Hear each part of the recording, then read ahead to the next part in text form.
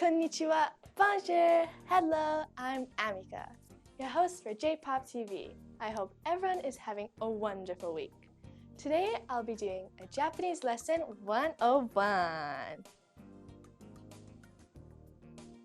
Today I'll be teaching you how to say things in nature. Shizen is nature. Kisetsu is season.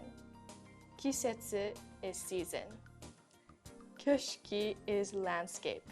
Keshiki. Taiyo is sun. Taiyo is sun. Tsuki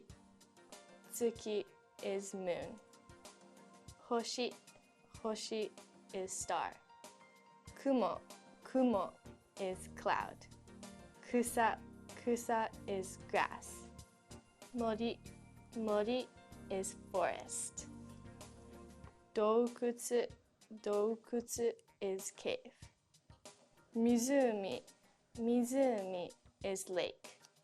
Umi is ocean. Kaminari is lightning. If you want to learn any Japanese vocabulary, please let me know at amika@jpoptv.com. Today I'll be doing a Nogizaka 46 special. Nogizaka consists of 39 members. They always have such cool choreography and they like creating fast-paced songs. Thanks for watching JPOP TV.